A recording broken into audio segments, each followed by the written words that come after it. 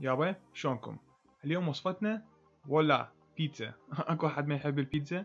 بالبداية راح نبلش بالعجينة. المي مالتنا لازم يكون بحرارة الجسم، نخلي اصبعنا يعني لا نحس بالحرارة ولا نحس بالبرودة، واخلي بيها ظرفين خميرة، كل ظرف 7 غرام، ظرفين 14 غرام، وابقيها على وجه المي ما احركها. وهسه نجيب كاسة كبيرة نخلي بيها كمية الطحين مالتنا، أي نوع طحين ما عدا كيك الطحين، أقصد طحين مال كيك. وأخلي فوقاها السميد الناعم، المقادير مكتوبة تحت الفيديو. وأضيف وياها نص خاشوقة مال شاي مال قياس ملح. الملح ما يخرب الخميرة، الملح يتحكم بالخميرة يعني ما يخليها تنفش كلش أوفر وهواية. راح أضيف فوقاها 4 خواشيق زيت زيتون إكسترا فيرجن، يعني بكر أول. هاي وحدة، 2 3 4. وهسه راح اخلط المواد الجافة كلياتها حتى تتجانس ومن اعجنها. اني اوريدي الملح مالتي مخلوط اوريدي، حكي الانجليزي. نجيب الخميرة مالتنا نخلطها كلش زين ونتأكد انه هي ذابت تماما بالمي مالتنا.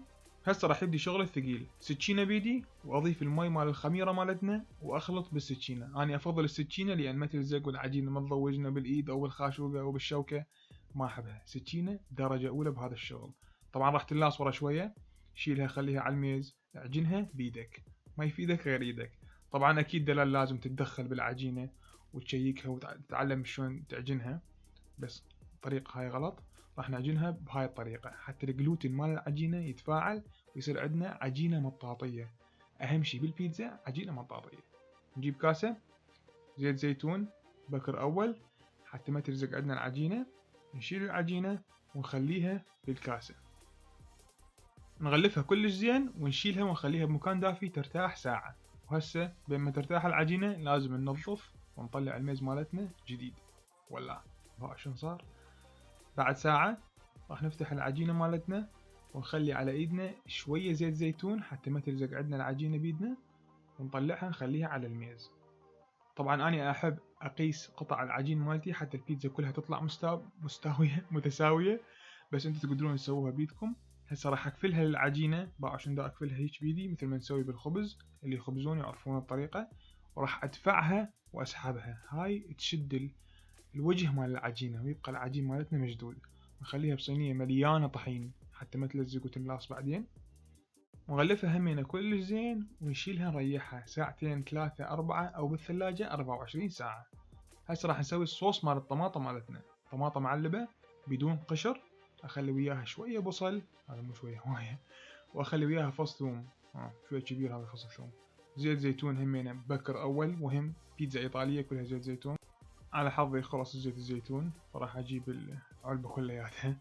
ماكو شي يمشي عدل هالايام، لازم يطلع لك شغلة منا او منا، سبحان الله. هسه راح نضرب المكونات مالتنا بالخلاط ضربا مبرحا، 3 دقائق 4 دقائق بحيث كل التكتلات من عندها تروح، مهمة هذه.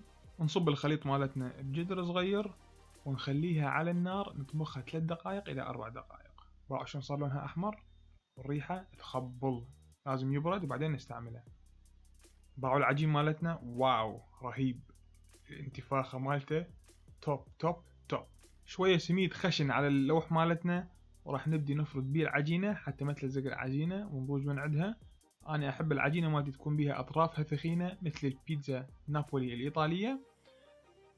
نقدر نفتحها بالشوبك بس أنا أفضل بالإيد، أحسها أسهل وأقدر أمطي العجينة مالتي أكثر. نخليها على الخشبة ونخلي صوص طماطة ونخلي أي خلطة إحنا نحبها.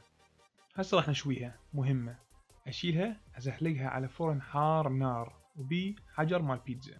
ولا هاي أول بيتزا طلعت، ثاني بيتزا مرة بيان جهزت. يا سلام فرحان قوي. طبعا أكيد لازم دلال هي تسوي البيتزا مالتها، تخلي بيها الشغلات اللي تحبها هي. البيتزا مالتي راح أخلي بيها بيستو طماطم مجففة، وراح أخلي على الأطراف حب مال قرع تطلع غير شكل. المهم عيني، هاي 9 أشكال بيتزا سوينا لكم إياها. طبعا أكو 10 حلوة ما شوفتكم إياها، أنزلكم إياها بفيديو وحدها.